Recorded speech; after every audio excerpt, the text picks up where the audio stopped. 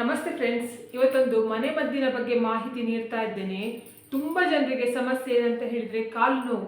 ಬೆಳಿಗ್ಗೆಯಿಂದ ಸಾಯಂಕಾಲ ತನಕ ಕೆಲಸ ಮಾಡ್ತಾರೆ, ಆಮೇಲೆ ಸುಸ್ತಾಗಿದೆ ಅಂತ ಹೇಳ್ಕೊಂಡು ರಾತ್ರಿ ಮಲಗಲಿಕ್ಕೆ ಹೋದ್ರೆ ಈ ಕಾಲು ನೋವಿನಿಂದ ನಿದ್ದೆ ಮಾಡಲಿಕ್ಕೆ ಕೂಡ ಆಗುವುದಿಲ್ಲ. ಇದು ವಯಸ್ಸಾದವರಲ್ಲಿ ಕೂಡ ಕಂಡು ಬರುತ್ತೆ, ಮಧ್ಯ ವಯಸ್ಸಿನವರ ಹತ್ರ ಕೂಡ ಕಂಡು ಬರುತ್ತೆ, ಅದ್ರ ಜೊತೆಗೆ ಚಿಕ್ಕ ಮಕ್ಕಳಲ್ಲೂ ಕೂಡ ಕಂಡು ಬರುತ್ತೆ. ಕೆಲವರಿಗೆ ಏನಾಗುತ್ತೆ ಅಂತ ಹೇಳಿದ್ರೆ ಒಂದು ಕಾಲು ಮಾತ್ರ ನೋವಿರುತ್ತೆ, ಇನ್ನು ಕೆಲವರಿಗೆ ಎರಡು ಕಾಲು ಕೂಡ ನೋವಿರುತ್ತೆ. ಇವಾಗ ನನ್ನ ಬಗ್ಗೆ ನಾನು ಹೇಳ್ಬೇಕಂತ ಹೇಳಿದ್ರೆ ನನಗೆ ಎರಡು ಕಾಲು ನೋವು ಬರೋದಿಲ್ಲ. ನಾನು ಜಾಸ್ತಿ ಬಲಕಾಲ ಮೇಲೆ ತೂಕ ಹಾಕಿದ್ರೆ ನನ್ನ ಮಗನ ಪ್ರೆಗ್ನೆಂಟ್ ಸಮಯದಲ್ಲಿ ಏನಾಗಿತ್ತು ಅಂತ ಹೇಳಿದ್ರೆ ಜಾಸ್ತಿ ಬಲಕಾಲಿನ ಮೇಲೆ ನಾನು ಜಾಸ್ತಿ ವೇಟ್ ಅನ್ನು ಹಾಕ್ತಾ ಇದ್ದೆ, ಇಡೀ ದೇಹದ ಶಕ್ತಿಯನ್ನು ಆ ಜಾಗಕ್ಕೆ ಹಾಕ್ತಿದ್ದೆ. ಆದ್ರಿಂದ ಬಲಕಾಲು ಮಾತ್ರ, ಎಡಕಾಲು ಅಷ್ಟು ಪ್ರಾಬ್ಲಮ್ ಇರ್ತಿರಲಿಲ್ಲ, ಬಲಕಾಲು ಜಾಸ್ತಿ ನೋವು ಇರ್ತಾ ಇತ್ತು. ಈ ಮನೆ ಮದ್ದನ್ನು ಮಾಡಿದ ನಂತರ ಏನಾಯ್ತು ಅಂತ ಹೇಳಿದ್ರೆ ನನ್ನ ಕಾಲು ನೋವಿನ ಸಮಸ್ಯೆ ಗುಣ ಆಯ್ತು.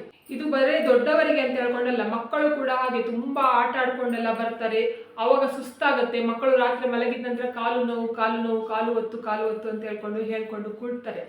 ಅವರಿಗೆ ಕೂಡ ಹಾಗೆ, ನಮಗೆ ದೊಡ್ಡವರಿಗೆ ಯಾವ ರೀತಿ ಕಾಲು ನೋವು ಬರುತ್ತೆ ನೋಡಿ, ಅದೇ ರೀತಿಯಲ್ಲಿ ಮಕ್ಕಳಿಗೂ ಕೂಡ ಕಾಲು ನೋವು ಬರುತ್ತೆ.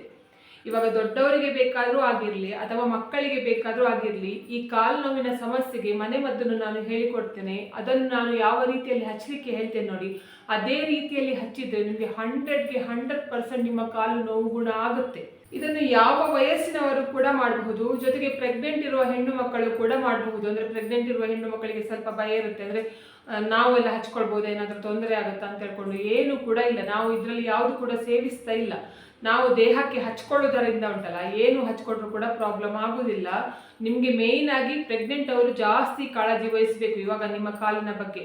ನಿಮಗೆ ಇವಾಗ ತೂಕ ಜಾಸ್ತಿ ಆಗುತ್ತಾ ಇರುತ್ತೆ, ಅದ್ರ ಜೊತೆಗೆ ಹೊಟ್ಟೆಯಲ್ಲಿ ಮಗು ಕೂಡ ಇರುತ್ತಲ್ಲ, ಆವಾಗ ಏನಾಗುತ್ತೆ ಅಂತ ಹೇಳಿದ್ರೆ ಕಾಲು ಜಗ್ತಾ ಅಂತ ಹೇಳ್ತಾರೆ, ಅದೆಲ್ಲ ಜಾಸ್ತಿ ಆಗ್ತಾ ಇರುತ್ತೆ. ನಿಮ್ಮದು ಡೆಲಿವರಿ ಆದ ನಂತರ ಕೂಡ ಈ ಸಮಸ್ಯೆ ಗುಣ ಆಗುವುದಿಲ್ಲ, ಹಾಗೇ ಇರುತ್ತೆ.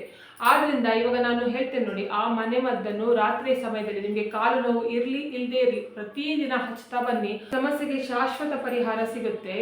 ಯಾಕಂತ ಹೇಳಿದ್ರೆ ನೋವು ಇರುವ ಸಮಯದಲ್ಲಿ ಹಚ್ಚುವುದಕ್ಕಿಂತ ನೋವು ಇಲ್ಲದೆ ಇರುವ ಸಮಯದಲ್ಲೂ ಕೂಡ ಹಚ್ಚಿದ್ರೆ ಒಳ್ಳೆಯದು. ಆದ್ರಿಂದ ನಿಮ್ಮ ಕಾಲಿಗೆ ಶಕ್ತಿ ಕೂಡ ಸಿಗುತ್ತೆ ಇದನ್ನು ಹಚ್ಚುವುದರಿಂದ. ಆದ್ರಿಂದ ಏನಾಗುತ್ತೆ ಅಂತ ಹೇಳಿದ್ರೆ ನಿಮ್ಗೆ ಏನು ಕೂಡ ಕಾಲು ನೋವಾಗಲಿ, ನೀವು ಎಷ್ಟೇ ದೂರದಲ್ಲಿರಿ ಅಥವಾ ಎಷ್ಟೇ ಕೆಲಸ ಮಾಡಲಿ, ಏನೇ ಮಾಡಿದ್ರೂ ಕೂಡ ಕಾಲು ನೋವು ಬರೋದಿಲ್ಲ. ಇವಾಗ ಏನು ಮಾಡಬೇಕು ಅಂತ ಹೇಳಿದ್ರೆ, ಈ ಕೆಲಸ ಮಾಡಲಿಕ್ಕೆ ಸಾಸಿವೆ ಎಣ್ಣೆಯನ್ನೇ ಉಪಯೋಗಿಸಬೇಕು. ಸಾಸಿವೆ ಎಣ್ಣೆ ಬಿಟ್ಟು ಬೇರೆ ಯಾವ ಎಣ್ಣೆ ಕೂಡ ಯೂಸ್ ಮಾಡಲಿಕ್ಕೆ ಆಗೋದಿಲ್ಲ. ಮಾಡಿದರೂ ಕೂಡ ನಿಮಗೆ ಅಷ್ಟು ಒಳ್ಳೆಯದಾಗಿ ರಿಸಲ್ಟ್ ಬರೋದಿಲ್ಲ. ನಿಮಗೆ ಬೇಗನೆ ಕಾಲು ನೋವು ಗುಣ ಆಗಬೇಕು, ಕಾಲಿಗೆ ಶಕ್ತಿ ಬರಬೇಕು ಅಂತ ಹೇಳ್ಕೊಂಡಾದರೆ ಸಾಸಿವೆ ಎಣ್ಣೆಯನ್ನೇ ಯೂಸ್ ಮಾಡಿ. ನಿಮಗೆ ಎಲ್ಲ ಅಂಗಡಿಯಲ್ಲಿ ಕೂಡ ಸಾಸಿವೆ ಎಣ್ಣೆ ಸಿಗುತ್ತೆ. ಮತ್ತು ನೀವು ಕೊಬ್ಬರಿ ಎಣ್ಣೆ ಯೂಸ್ ಮಾಡ್ತೀನಿ, ನಾನು ಆ ಎಣ್ಣೆ ಯೂಸ್ ಮಾಡ್ತೀನಿ, ನಾವು ಈಗ ಎಣ್ಣೆ ಯೂಸ್ ಮಾಡ್ತೀನಿ ಅಂತ ಹೇಳಿದ್ರೆ ಅದಕ್ಕೆ ರಿಸಲ್ಟ್ ಬರಲಿಲ್ಲ ಅಂತ ಹೇಳಿದ್ರೆ ನನಗೆ ಹೇಳಲಿಕ್ಕಿಲ್ಲ. ನೀವು ಸಾಸಿವೆ ಎಣ್ಣೆ ತೊಗೊಂಡು ಏನು ಮಾಡಿ ಅಂತ ಹೇಳಿದ್ರೆ ಚೆನ್ನಾಗಿ ಬಿಸಿ ಮಾಡಿ 1 ಲೀಟರ್ ಸಾಸಿವೆ ಎಣ್ಣೆ ತೊಗೊಳ್ಳಿ. ಯಾಕಂತ ಹೇಳಿದ್ರೆ ಪ್ರತಿದಿನ ನೀವು ಹಚ್ಕೊಳ್ಬೇಕಲ್ಲ. ಆದ್ರಿಂದ ನೀವು ಉಂಟಲ್ಲ ಅಂಗಡಿಯಿಂದ ಉಂಟಲ್ಲ ಅದು ಮತ್ತೆ ಇದು ಏನು ಜಂಡು ಬಾಮ್ ಅದೆಲ್ಲ ಹಚ್ಚಿದ್ರೆ ಏನಾಗುತ್ತೆ ಅಂತ ಹೇಳಿದ್ರೆ ನಿಮ್ಮ ನರ ಉಂಟಲ್ಲ ಕಡೆಗೆ ವೀಕ್ ಆಗ್ತಾ ಬರುತ್ತೆ. ಆದರೆ ಇದನ್ನು ಹಚ್ಚಿದ್ರೆ ನಿಮ್ಗೆ ಎಂತ ಸಹ ತೊಂದರೆ ಆಗುದಿಲ್ಲ, ಅದನ್ನು ಕೂಡ ನಾನು ಹೇಳಲೇಬೇಕು ಆಯ್ತಾ. ಸಾಸಿವೆ ಎಣ್ಣೆ ತುಂಬ ಒಳ್ಳೆಯದು ನಿಮ್ಮ ಕಾಲು ಸ್ಟ್ರಾಂಗ್ ಆಗಲಿ ಇರಲಿಕ್ಕೆ. ಸಾಸಿವೆ ಎಣ್ಣೆ ತೊಗೊಂಡು ಏನು ಮಾಡಬೇಕು ಅಂತ ಹೇಳಿದ್ರೆ ಚಂದ ಮಾಡಿ ಕುದಿಬರಿಸಿ 1 ಲೀಟರ್ ತೊಗೊಳ್ಳಿ.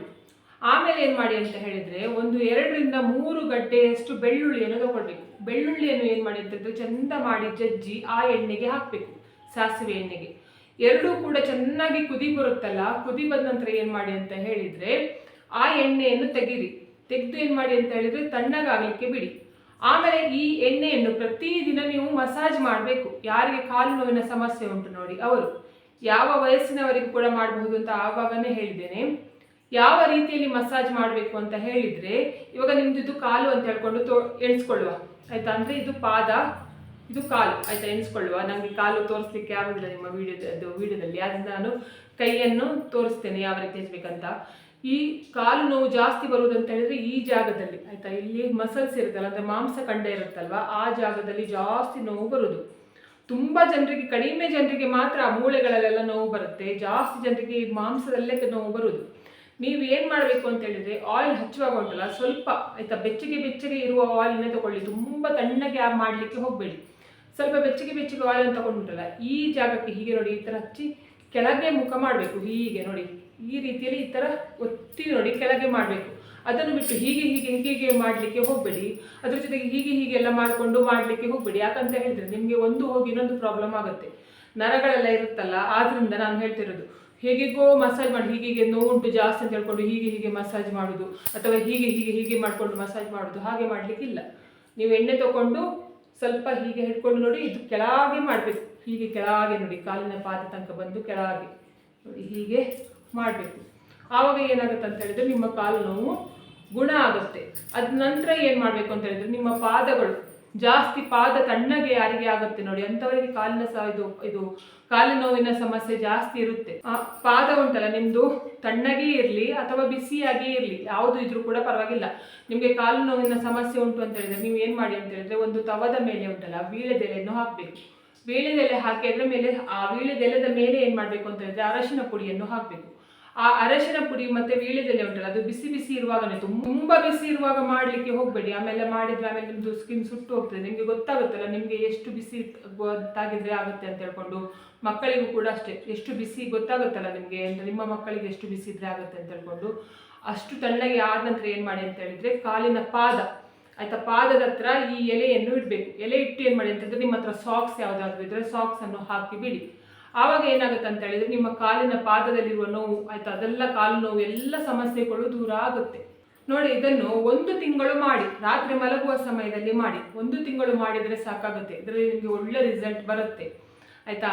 ಅಂದರೆ ನಿಮಗೆ ಕಾಲು ನೋವು ಉಂಟು, ರಾತ್ರಿ ಇಡೀ ನಿದ್ದೆ ಬರುವುದಿಲ್ಲ ಕಾಲು ನೋವಿನ ಸಮಸ್ಯೆ ಇದ್ರೆ ಆಯ್ತಾ, ಅಂತಹ ಸಮಸ್ಯೆ ಪ್ರತಿಯೊಂದು ಕೂಡ ದೂರ ಆಗುತ್ತೆ. ಚೆನ್ನಾಗಿ ನಿದ್ದೆ ಬರುತ್ತೆ, ಮಾರನೇ ದಿವಸ ಒಳ್ಳೆ ಕೆಲಸ ಮಾಡ್ಲಿಕ್ಕಾಗುತ್ತೆ.